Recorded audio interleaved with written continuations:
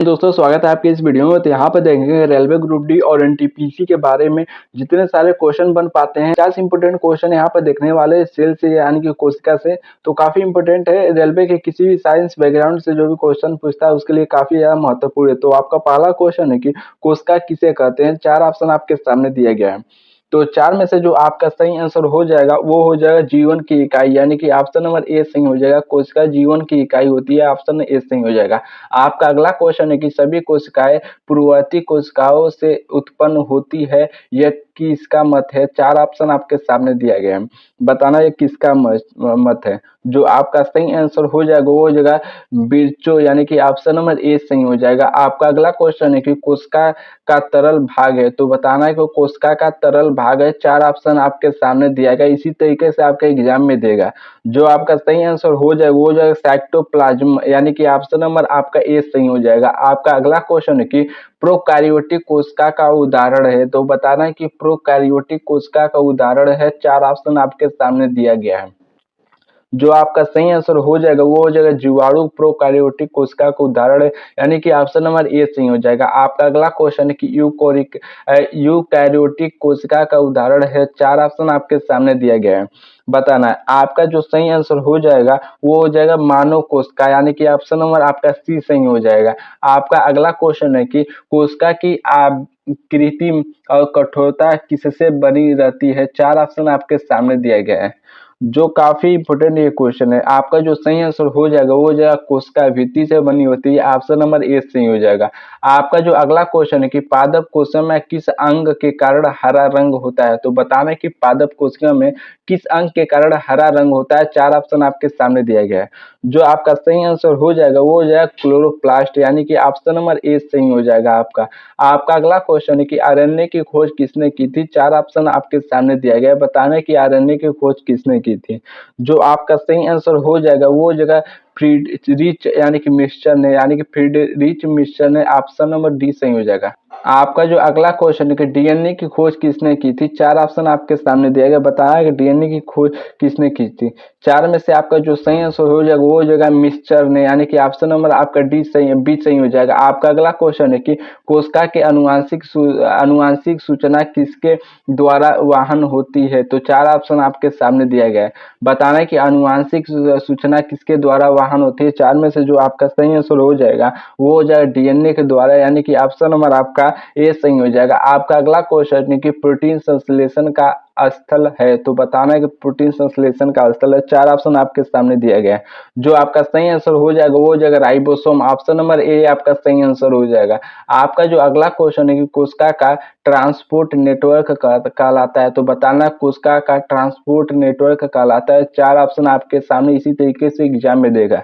जो आपका सही आंसर हो जाएगा वो हो जाएगा एंडोप्लाज्मिक रेटिकुलम, यानी कि ऑप्शन नंबर ए सही हो जाएगा आपका। आपका अगला क्वेश्चन है कि रफ एंडीप्लाज्मिक रेटिकुलम पर उपस्थित होते हैं, तो बताना है कि रफ एंडीप्लाज्मिक रेटिकुलम पर उपस्थित होते हैं। 4 ऑप्शन आपके सामने दिया गया है। जो आपका सही आंसर हो जाएगा वो हो जाएगा आपका राइबोसोम, यानी कि ऑप्शन नंबर बी आपका सही आंसर हो जाएगा। आपका अगला क्वेश्चन है कि स्मूथ एंडोप्लाज्मिक रेटिकुलम का कार्य है। 4 ऑप्शन आपके सामने दिया गया, बताना है। जो आपका सही आंसर हो जाएगा वो हो जाएगा लिपिड निर्माण, यानी कि ऑप्शन नंबर आपका ए सही हो जाएगा। आपका अगला क्वेश्चन है कि एटीपी को किसने खोजा था। 4 ऑप्शन आपके सामने दिया गया है, बताने कि एटीपी को किसने खोजा था। 4 ऑप्शन आपके, जो आपका सही आंसर हो जाएगा वो हो जाएगा लोहमैन, यानी कि ऑप्शन नंबर आपका बी सही आंसर हो जाएगा। कोशिका विभाजन में किस चरण में होता है, तो बताना है कोशिका विभाजन में ओवर क्रॉसिंग ओवर किस चरण में होता है। 4 ऑप्शन आपके सामने दिया गया है। जो आपका इनमें से सही आंसर हो जाएगा वो हो जाएगा आपका, यानी कि प्रोपेज 1, यानी कि ऑप्शन ए सही हो जाएगा। आपका अगला क्वेश्चन है कि कोशिका में अनुवांशिक लक्षण कौन वाहन करता है, बताना है कि अनुवांशिक लक्षण कौन वाहन करता है। 4 ऑप्शन आपके सामने दिया गया है। जो आपका सही आंसर हो जाएगा वो हो जाएगा जीन वाहन करता है, ऑप्शन ए सही हो जाएगा। आपका अगला क्वेश्चन है कि जीन का रासायनिक स्वरूप है, तो बताना कि जीन का रासायनिक स्वरूप है। 4 ऑप्शन आपके सामने दिया गया है। जो आपका सही आंसर हो जाएगा वो हो जाएगा डीएनए, ऑप्शन नंबर ए सही हो जाएगा। आपका अगला क्वेश्चन है गुणसूत्र में डीएनए के साथ कौन जुड़ा रहता है। 4 ऑप्शन आपके सामने दिया गया है, बताना है। आपका जो सही आंसर हो जाएगा वो हो जाएगा हिस्टोन प्रोटीन, यानी कि ऑप्शन नंबर ए सही हो जाएगा। अगला क्वेश्चन है कि न्यूक्लियस का कार्य है, 4 ऑप्शन आपके सामने दिया है, बताना कि न्यूक्लियस का क्या कार्य है। जो आपका सही आंसर हो जाएगा वो हो जाएगा राइबोसोम का निर्माण, यानी कि ऑप्शन नंबर ए सही हो जाएगा। आपका अगला क्वेश्चन है कि पादप कोशिका में रसधानी का कार्य है, तो बताने कि पादप कोशिका में रसधानी का कार्य है, 4 ऑप्शन आपके सामने दिया गया है। जो आपका सही आंसर हो जाएगा वो हो जाएगा जल और लवण भंडार, यानी कि ऑप्शन नंबर ए सही हो जाएगा, यही रसधानी के कार्य होती है। आपका अगला क्वेश्चन होता है प्लाज्मोलिसिस किस प्रक्रिया में होता है, 4 ऑप्शन आपके सामने दिया गया है, बताना है। जो आपका सही आंसर हो जाएगा वो हो जाएगा परासरण में होता है, ऑप्शन नंबर ए सही हो जाएगा। आपका अगला क्वेश्चन है कि कोशिका के अंदर और बाहर पदार्थों का आदान प्रदान किसके द्वारा होता है, 4 ऑप्शन आपके सामने दिया गया है, तो बताना है। आपका जो सही आंसर हो जाएगा वो हो जाएगा कोशिका झिल्ली, यानी कि ऑप्शन नंबर ए सही हो जाएगा। आपका अगला क्वेश्चन है डीएनए और आरएनए किस वर्ग की यौगिक है, बताना डीएनए और आरएनए किस वर्ग के यौगिक है, 4 ऑप्शन आपके सामने दिया गया है।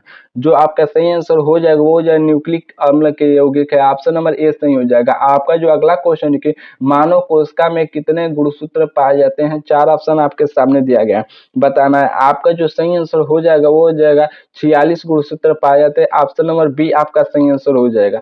आपका जो अगला क्वेश्चन है कि माइटोकॉन्ड्रिया की संख्या किस कोशिका में अधिक होती है, तो बताना है कि माइटोकॉन्ड्रिया की संख्या किस कोशिका में अधिक होती है, 4 ऑप्शन आपके सामने दिया गया है। जो आपका सही आंसर हो जाएगा वो हो जाएगा सक्रिय कोशिका में अधिक होती है, यानी कि ऑप्शन नंबर ए सही हो जाएगा। आपका जो अगला क्वेश्चन है कि कोशिका भित्ति का निर्माण किस जीव में नहीं होता है, तो बताना है कि कोशिका भित्ति का निर्माण किस जीव में नहीं होता है, 4 ऑप्शन आपके सामने दिया गया है। जो आपका सही आंसर हो वो पशु में नहीं होता है, ऑप्शन नंबर बी आपका सही आंसर हो जाएगा। आपका जो अगला क्वेश्चन है कि डीएनए प्रतिकृति की प्रक्रिया कहलाती है, तो बताना है कि डीएनए प्रतिकृति की प्रक्रिया कहलाती है, 4 ऑप्शन आपके सामने दिया गया है। जो आपका सही आंसर हो जाएगा रिप्लिकेशन, यानी कि ऑप्शन नंबर ए आपका सही आंसर हो जाएगा। आपका अगला क्वेश्चन है कि आरएनए के प्रकार कितने हैं, तो बताना है कि आरएनए के प्रकार कितने हैं, 4 ऑप्शन आपके सामने दिया गया है। जो आपका सही आंसर हो जाएगा वो हो जाएगा 3 प्रकार, ऑप्शन नंबर बी आपका सही आंसर हो जाएगा। डीएनए की डबल हेलिक्सी संरचना किसने बताई थी, 4 ऑप्शन आपके सामने दिया गया है, बताना है कि हेलिक्सी संरचना डीएनए की किसने बताई थी, 4 ऑप्शन में से आपका जो सही आंसर हो जाएगा वो हो जाए वाटसन और क्रिक ने, ऑप्शन नंबर ए आपका सही आंसर हो जाएगा। आपका जो अगला क्वेश्चन है कि कोशिका झिल्ली की संरचना का मॉडल किसने दिया, 4 ऑप्शन आपके सामने दिए गए हैं। जो आपका सही आंसर हो जाएगा वो हो जाएगा सिंगर और निकोलसन, यानी कि ऑप्शन नंबर ए सही हो जाएगा।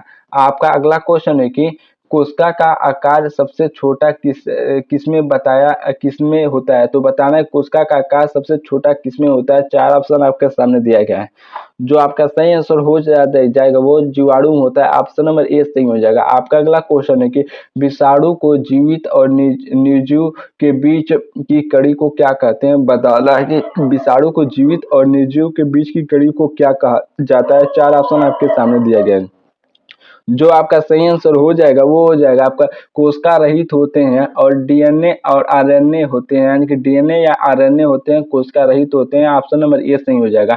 आपका अगला क्वेश्चन है कौन सी कोशिका सबसे तेज विभाजित होती है, 4 ऑप्शन आपके सामने दिया गया है, बताने कौन सी कोशिका सबसे तेज विभाजित होती है। जो आपका सही आंसर हो जाएगा वो हो जाएगा रक्त कोशिका, ऑप्शन नंबर बी आपका सही आंसर हो जाएगा। आपका जो अगला क्वेश्चन कि लाल रक्त कणिकाएं का जीवन काल है, तो बताना कि लाल रक्त कणिकाएं के जीवन काल है, जो 4 में से आपका ऑप्शन सही हो जाएगा वो हो जाएगा डी, ऑप्शन नंबर आपका 120 दिन, डी सही हो जाएगा। आपका अगला क्वेश्चन है कोशिका में डीएनए का कार्य है, तो बताना कोशिका में डीएनए का कार्य है, 4 ऑप्शन आपके सामने दिया गया है। जो आपका सही आंसर हो जाएगा वो जो अनुवांशिक सूचना भंडार, यानी कि ऑप्शन नंबर ए सही हो जाएगा।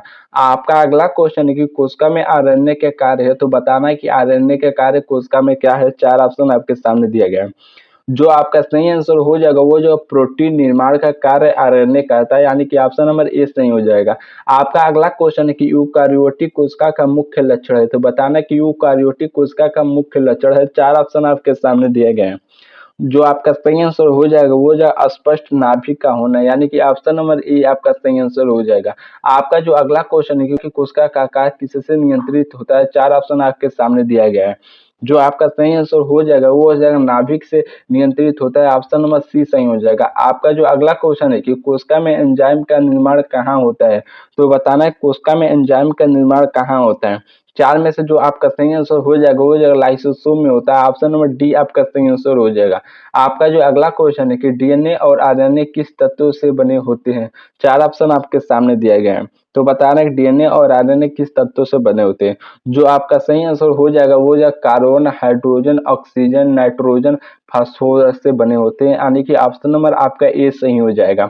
आपका अगला क्वेश्चन है कि गुणसूत्र का रंगीन भाग किससे रंगा होता है? तो बताना है जो गुणसूत्र का रंगीन भाग है वो किससे रंगा होता है? 4 ऑप्शन आपके सामने दिए गए हैं।